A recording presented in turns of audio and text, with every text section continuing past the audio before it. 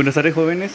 Debido a la lluvia ya hemos decidido hacerlo de esta forma y creo que es lo más conveniente porque todos viven en diferentes zonas y en algunos lados ha de estar lloviendo más fuerte y en otros eh, un poco menos, pero voy a comenzar a grabarlo ahorita y no se preocupen que lo tienen que resolver ahorita, sino que vayan escuchándolo en los ratos que puedan, en los ratos que tengan libres para que puedan comprender este tema porque es un tema bastante importante, un tema que muchas veces es criticado en cuanto a la jerarquía de la iglesia, pero vamos a darnos cuenta que han habido cambios en cuanto al pensamiento antiguo con el pensamiento que se tiene que tener hoy en día en la sociedad y dentro de la iglesia católica.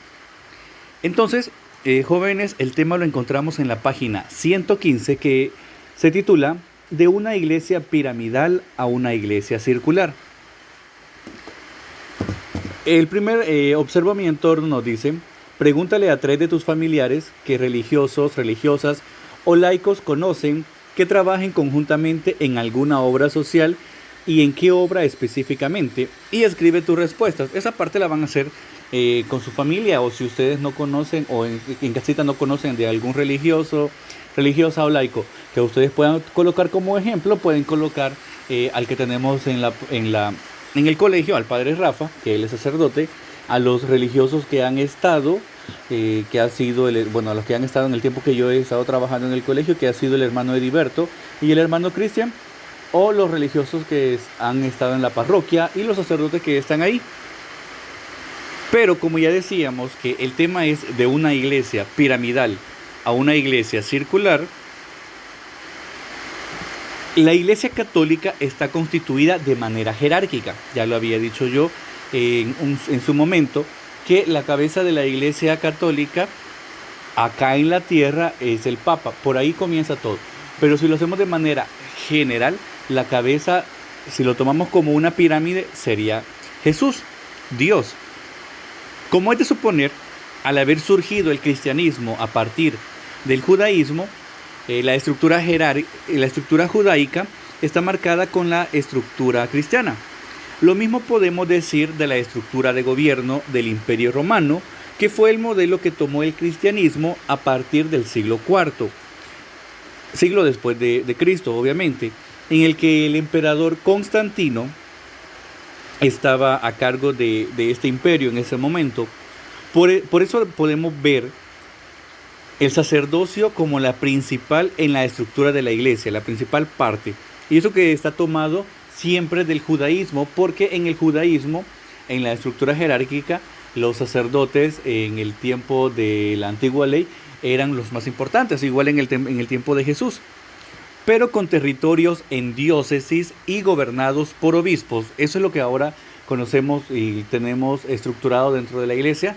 En El Salvador tenemos la diócesis de Santa Ana, la diócesis de Sonsonate, la de Chalatenango, que se constituyó hace muy poco, y dentro de ella encontramos los obispos, el obispo acá de Santa Ana, Miguel Ángel, el arzobispado también dentro de en la capital, es otra estructura un poco mayor y extensa a los obispados, y estos han sido tomados siempre tomando como ejemplo y como modelo lo del Imperio Romano.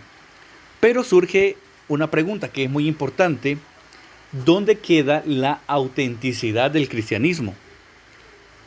Porque entonces podemos decir, se ha venido copiando del judaísmo, del Imperio Romano, ¿y dónde está lo original del cristianismo? Podemos decir que la iglesia tiene una estructura jerárquica visible y otra invisible. Que quede bien marcado esto. Entonces, la iglesia católica tiene una estructura jerárquica visible y otra invisible. De manera visible percibimos a un papa, el Papa Francisco en este caso, como cabeza de la Iglesia Católica, que es a la vez el primer ministro de la Santa Sede y el monarca del Estado Vaticano. Bajo con él vemos cardenales que le ayudan en la administración de la Iglesia y obispos que son las cabezas de la diócesis, territorios en los que se divide la Iglesia Católica.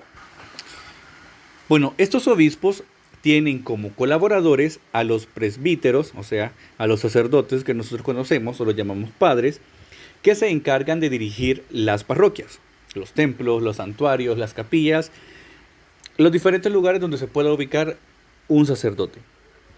Tienen también como ayudantes a los diáconos, que estos ayudan a los obispos por medio de la ayuda a los presbíteros. Entonces, los obispos son colaboradores de los obispos para poder ayudar en sus funciones a los presbíteros, a los sacerdotes. Bueno, a los diáconos les siguen los religiosos y las religiosas, que tienen una vida consagrada a Dios, que son personas que dedican su vida a vivir en comunidad. Luego están los laicos, que se desarrollan su actividad religiosa en su vida familiar, política y social. Incluye a los misioneros, catequistas, entre otras personas que no han consagrado su vida directamente por medio de los votos a Dios. Entonces, esta es la estructura piramidal de la jerarquía de la Iglesia. Tenemos entonces en la cima al Papa, luego los cardenales, los obispos, los presbíteros, los diáconos, los religiosos y los laicos. Estamos hablando de una estructura piramidal desde que se ejerce desde el Papa hasta los laicos. Pero esta sería la estructura visible. Entonces, en cuanto a la estructura invisible, sería la de la caridad pastoral, es decir, la del cuidado del alma de cada persona, sin importar el grado que ocupe en la jerarquía piramidal. Bueno, en este sentido, jóvenes, tanto los laicos como los obispos, tanto el Papa como los diáconos y las monjas, todos y cualquiera de ellos tienen la misma categoría de ser hijos de Dios. Así todos deben preocuparse por el bienestar de los demás, en cualquier dirección y teniendo como centro solo el compromiso del amor. Y este amor que es nuestro Señor Jesucristo, ya que Él nos lo pidió así, que el amor fuera lo que se centrara en la vida del cristiano. Entonces notamos las diferencias entre la estructura visible, que sería la piramidal, y la estructura invisible, que está centrada en el amor. Y todos, tanto el Papa como el laico, que estamos hablando de base a punta de la pirámide, tienen la misma dignidad, puesto que somos hijos de Dios. Pero ante todo esto, ustedes se podrían preguntar, ¿cómo puede ser que haya una jerarquía y que haya un punto en común? Si hablamos de las dos estructuras, visible e invisible. Pero estas dos estructuras pudieran parecer contradictorias y hasta opuestas. Pero eso justamente como el liderazgo del Señor Jesucristo se ha manifestado. Él elige a 12 hombres que fueron los discípulos, los apóstoles, y los pone al mando de la empresa que inicia, les dio autoridad y los manda a organizarla. Por ejemplo, esto lo podemos ver en el Evangelio según San Mateo y en el de San Marcos. Sin embargo, los invita a amar, a cuidar del rebaño, a no ocupar los primeros lugares en las fiestas. A lo largo del Evangelio de San Juan, esto se va explicando y se va diciendo. Pero también diríamos que se ha conformado una jerarquía cercana, una estructura que se acerca, una organización que incluye, pero incluye a todos. En eso se basa el liderazgo actual y de siempre. Y para que haya liderazgo debe haber una persona a la que se le conceda la autoridad y en quien se reconozca la capacidad para desempeñar esta función. No puede haber liderazgo sin eso. Por ello, estas dos estructuras no son contrarias, sino que son complementarias. En un lenguaje un poco más actual, diríamos que son estructuras necesarias y estructuras, así como son necesarias, son humanizadoras. Una pirámide sin cercanía genera totalitarismo y dictadura. Una cercanía sin pirámide genera anarquía. Entonces, el liderazgo de los obispos y el Papa queda marcado por nuestro Señor Jesucristo. Vemos que Él mantiene el liderazgo, que fomenta una estructura que manda a obedecer, pero obedecer las estructuras, pero no las conductas y las normas deshumanizadoras. Cabe resaltar esto muy bien. El liderazgo del Señor era uno desde la paciencia y la humildad, que quizás muchos emprendedores lo aconsejen, pero quizás no lo pongan como norma. Como el liderazgo es influencia, podemos decir que influye en el que ama y sirve, porque eso fue lo que hizo él. Ahora quizás surgiría una pregunta un poco en cuanto al liderazgo. Pero ¿cómo se percibe el liderazgo en sus sucesores? Vámonos ahora y vamos a hablar sobre el Papa Francisco, y con él todos los papas y obispos tienen el llamado al liderazgo, a influenciar, a hacer que otros cambien y quieran generar cambios. Por eso el mismo Papa Francisco, en una conversación que tuvo creo que hace como 5 años, antes de su viaje a Estados Unidos, creo que estaba en Cuba, él dijo que un líder es un buen líder si es capaz de hacer surgir entre los jóvenes otros líderes. Entonces, aquella persona que es capaz de sacar líderes de entre los jóvenes podría ser un buen líder. Pero entonces estamos hablando de un nivel general en cuanto tanto religioso, tanto social, tanto de manera política, pero no hablando de política lo que nosotros estamos viviendo en este tiempo, sino que un poco de política en cuanto más retomado a la polis, a la ciudad, en cuanto a lo que se quiere verdaderamente generar. Entonces, si se sacan líderes desde estos grupos, la sociedad va a ir cambiando. Y entonces van a haber muchos jóvenes que quieran generar ese cambio, que quieran cambiar la realidad que viven en estos momentos. Entonces, el verdadero liderazgo es fecundo, da frutos. En un lenguaje cristiano pudiéramos decir que el líder es sinónimo de sembrador. Ya lo habíamos visto con las parábolas, la parábola del sembrador. Creo que alguno de ustedes la retomó y decía que si la semilla cae en tierra infértil no genera fruto. Si la semilla cae en tierra rocosa o en tierra que abunda en piedras o rocas, tampoco daba fruto. Si la semilla cae en tierra fértil, entonces verdaderamente se van a conseguir obtener los frutos deseados, frutos que se esperan y mayores frutos que son la ganancia que da Dios. Entonces el sembrador reconoce que la semilla es la que tiene la facultad de crecer y que de ese árbol se den grandes frutos. Pero que si el sembrador no la siembra, entonces al final no hay frutos. Tenemos entonces que el buen líder tiene que también tener un papel de sembrador para que pueda sembrar esa semilla dentro de los corazones de las personas que los rodean. Tenemos y llegamos a las características que debería de tener o que tienen que tener nuestros pastores líderes y son: característica número 1 es ejemplo primero con sus obras y luego con sus palabras. Repito nuevamente, la característica 1 es ejemplo primero con sus obras y luego con sus palabras. Si se habla de humildad, de pobreza, de coherencia, es lo primero que vive y no tiene necesidad de cosas que hagan que el mensaje sea confundido. Eso mismo criticaba el Señor Jesús de los fariseos hipócritas. Aquel líder, aquella persona que está fungiendo un cargo como el Papa, los cardenales, los obispos, los sacerdotes, los diáconos, los religiosos, cuando se habla de entonces de obras y luego palabras, se debe determinar bien que cada uno de estos líderes que tiene la Iglesia Católica esté viviendo verdaderamente todo lo que él habla, todo lo que propone que la Iglesia deba seguir.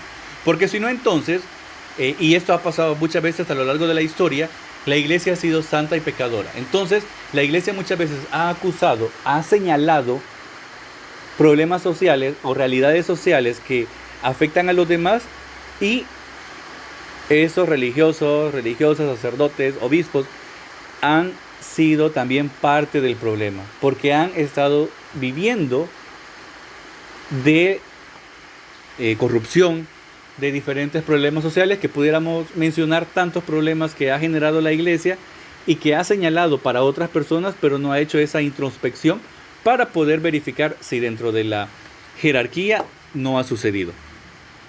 La siguiente característica es: habla con claridad y sin miedo con respecto de las debilidades de los métodos actuales y oportunidades de cambio que ofrecen. No puede partir de la nada, sino que siempre procura el crecimiento sin detrimento de la historia. Cuando el Señor Jesús proponía cosas nuevas, siempre partía de la frase que en los evangelios encontramos: antes se dijo, y continuaba haciendo ya la continuidad de ese momento con una frase: pero ahora yo les digo.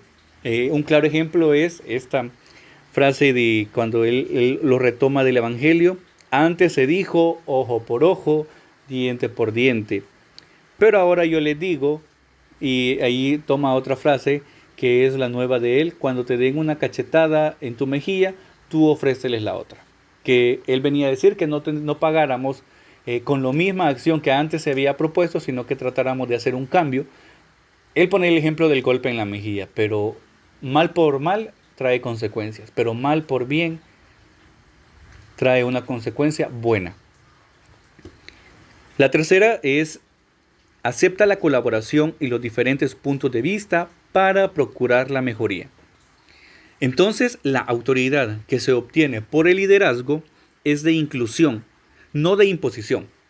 Es poder de servicio, no es tiranía, porque entonces estos líderes están colaborando con el plan salvífico de Dios, y también entonces, así como están colaborando, tienen que estar receptivos a los diferentes puntos de vista para que esta mejoría en la realidad eclesial se pueda ver.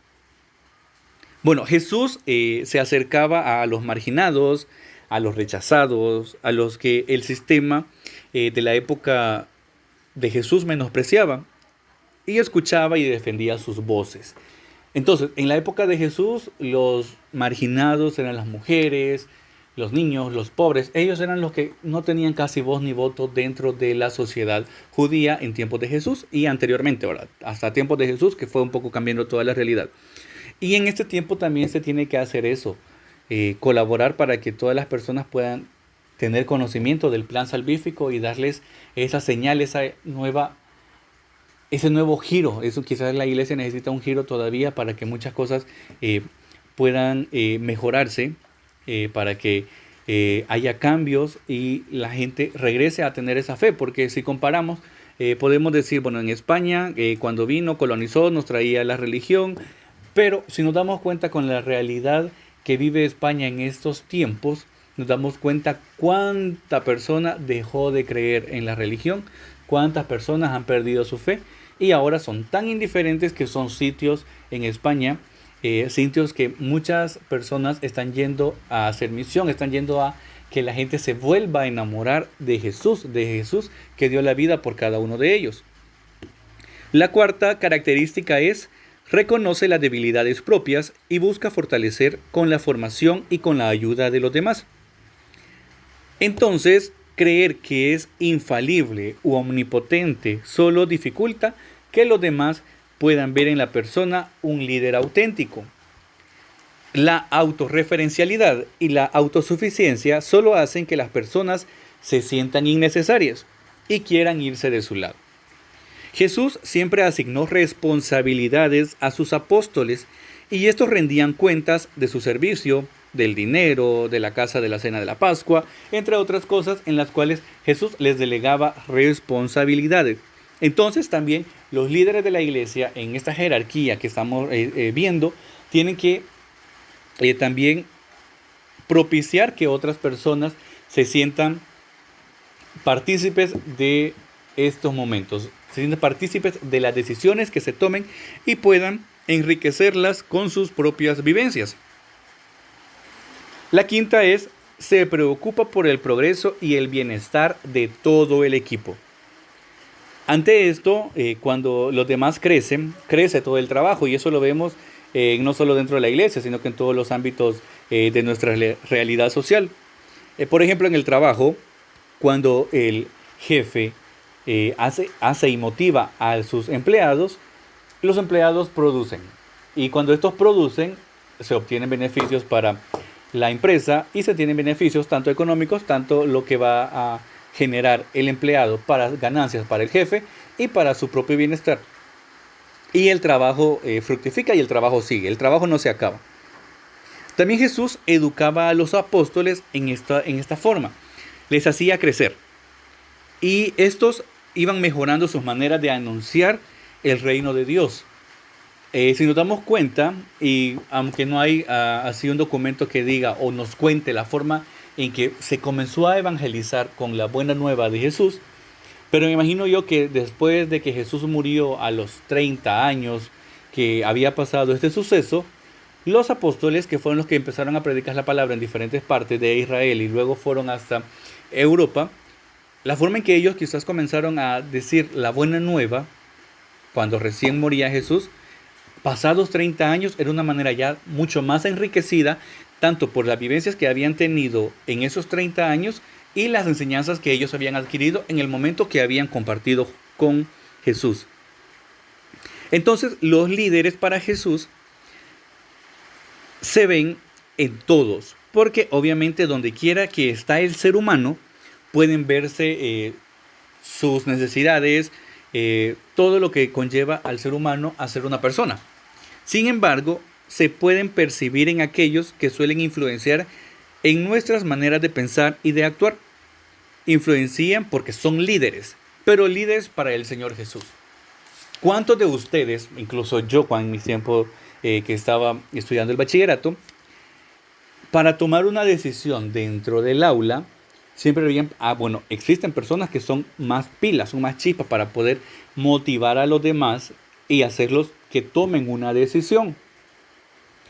Por ejemplo, si estuviéramos en el colegio, ya estuvieran pensando cómo va a ser su graduación. Ya estuvieran decidiendo dónde van a mandar a hacer sus togas, cómo las van a mandar a hacer, pensando todo detalle. Pero les aseguro que habrían 2, 3 personas que serían las personas más pilas, que estarían motivándolos a todos, que partiera de ellos la necesidad de generar una idea y que los demás la apoyaran. Ustedes se conocen, han vivido en el colegio más de 9, 10 años, han sido compañeros por mucho tiempo y se conocen quiénes son las personas que son líderes y son pilas para mover a las personas a que trabajen, a que hagan algo, a que generen ideas, a que se muevan por los trabajos. En cada grupo, en los grupos que tenemos ahorita para generar el contenido en la página, se puede ver. Siempre hay una persona que le dice, bueno, ya dejaron esto, vamos a hacer aquello y empecemos. Y si no lo han hecho metámosle pues porque tenemos que hacer esto. Fulano, todavía te falta esto, mengano, ya mandaste esto, pero falta esto.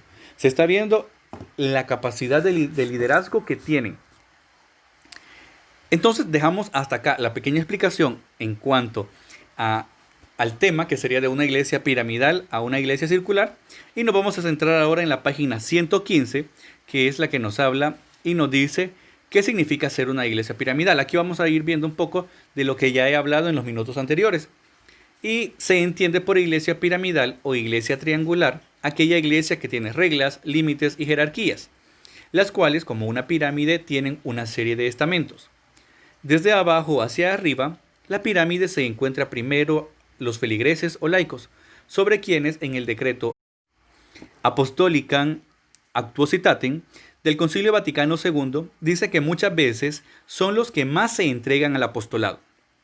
Después, quienes ejercen ministerios como diáconos, presbíteros, religiosos, quienes llevan en la punta de la pirámide a Dios. Este orden se caracteriza por manifestar su impulso hacia arriba, enfocando todo hacia Dios. ¿Cómo debería ser una iglesia circular?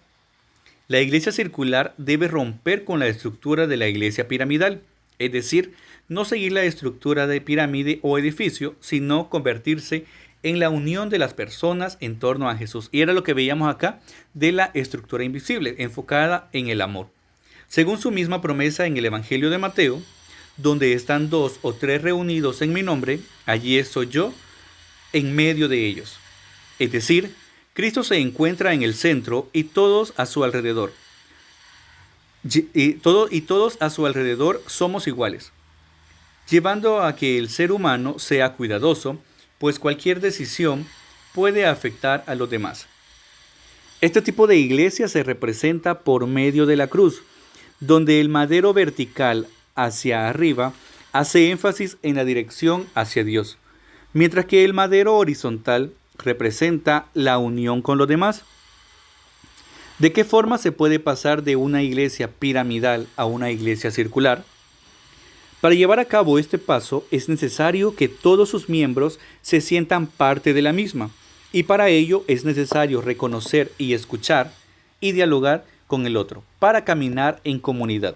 Lo que ya decíamos de la colaboración, de que tanto los líderes en cuanto a la estructura piramidal tienen que escuchar a los demás para poder hacer un mejor cambio. Luego es importante que el ser humano reconozca a los demás y, como lo indica el Catecismo de la Iglesia Católica, que se ponga al servicio de los demás, sin importar la jerarquía que se tenga. A su vez, se debe evitar que la jerarquía monopolice la institución, ya que debe haber una unidad en la igualdad.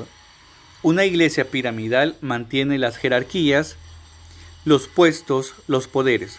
En una iglesia circular, todos somos iguales y cada uno desempeña una función determinada dependiendo de la misión que ha recibido. Era lo que veíamos, que por la dignidad que Dios nos ha concedido al ser hijos de Dios, todos dentro de la estructura de la iglesia, en la estructura piramidal que hemos visto del Papa cabeza y la base de los laicos, todos somos iguales y ejercen un cargo, dice acá, que desempeñan una función determinada dependiendo de la misión que se ha recibido. Entonces, tanto el Papa, los cardenales, los obispos han sido encargados, han sido llenados de esta responsabilidad de llevar ese cargo.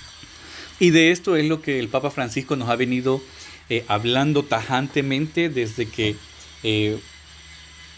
su pontificado inició, y es sobre la revolución tranquila del Papa Francisco. No se detiene, y esto no se detiene porque tiene cambiando muchas cosas, cambiando la forma de pensar de muchos, desempolvando documentos que han sido, por decirlo así, ocultados ante el poder de los demás o de los papas anteriores que quizás no conocían directamente de ello, descentralizando incluso la jerarquización. Y además, el Papa está decidido a que esto sea irreversible, sin posibilidad de dar marcha atrás.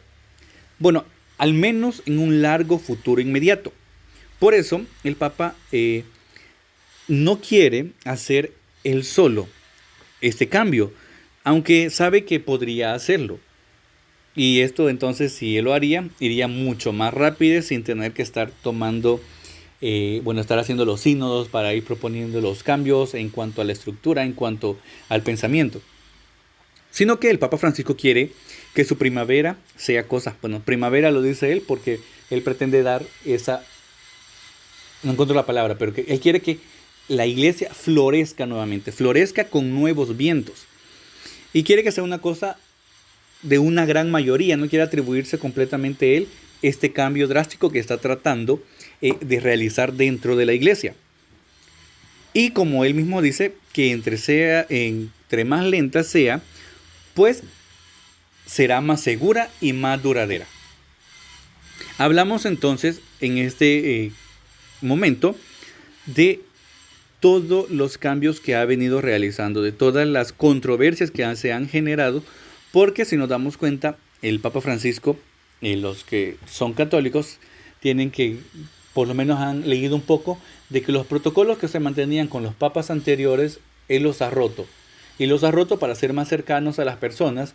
Igual el uso de los zapatos rojos que él utilizaba, él decidió cambiarlos por los zapatos que él estaba usando en ese momento cuando fue subido al puesto como papa.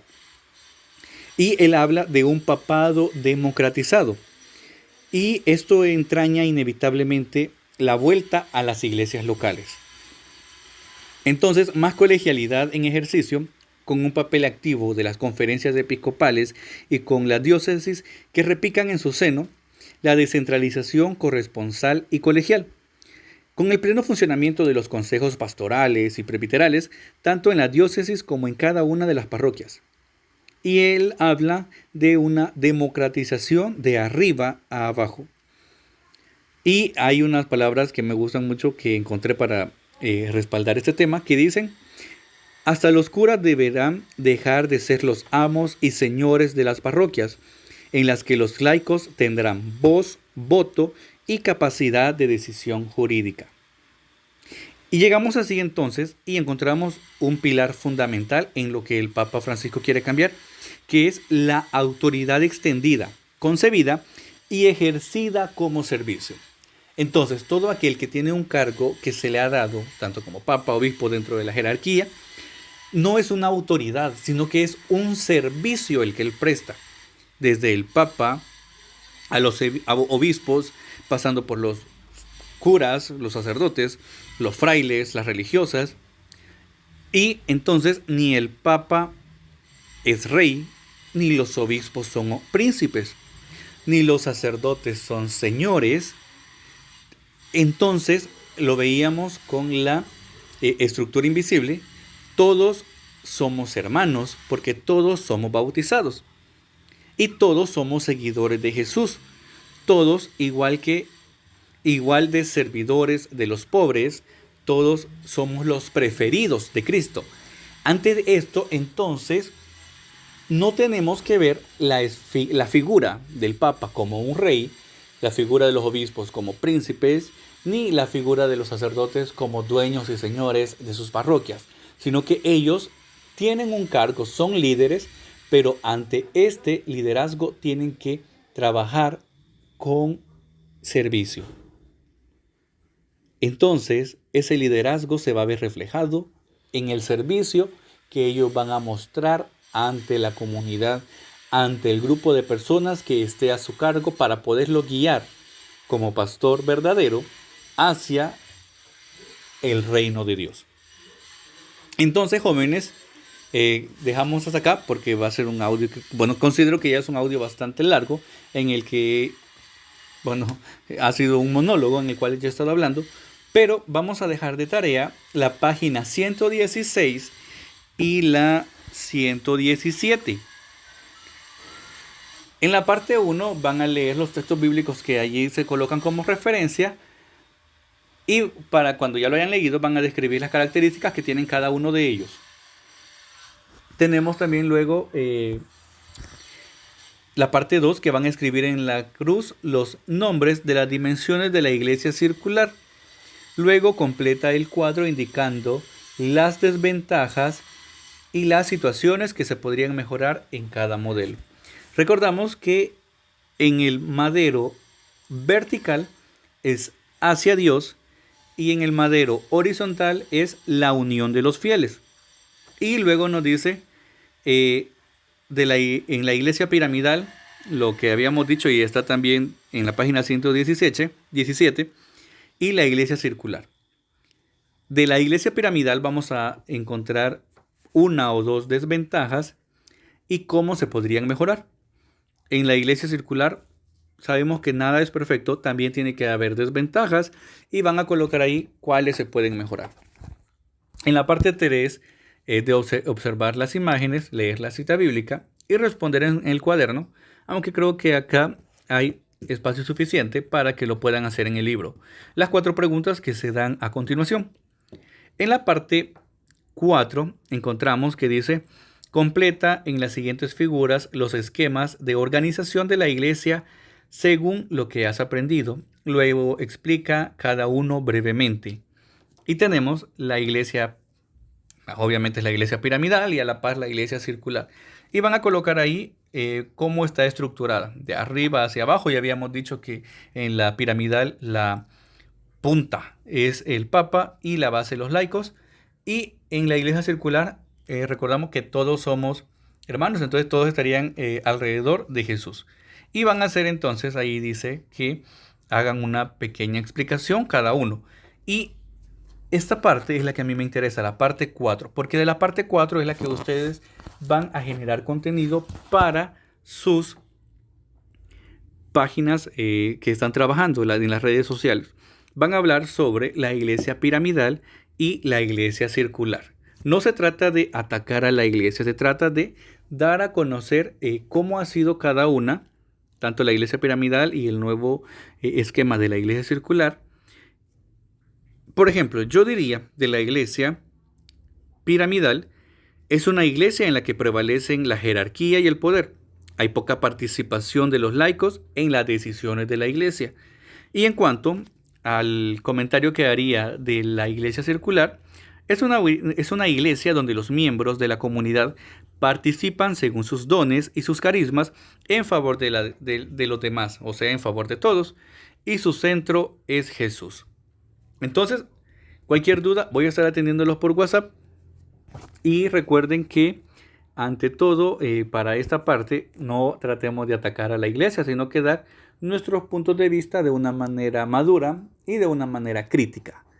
Entonces, jóvenes, terminamos hasta acá. Les agradezco mucho y pueden trabajar esto cuando vayan terminando, como les dije, para que vayan trabajándolo poco a poco y que lo vayan trabajando en los momentos que tienen libres. No ocupando horas que tienen con otras clases para que no se vayan a ver afectados en otras materias. Así que ha sido un gusto estar con ustedes y espero que Dios siempre los siga bendiciendo y los cuide mucho. Saludos.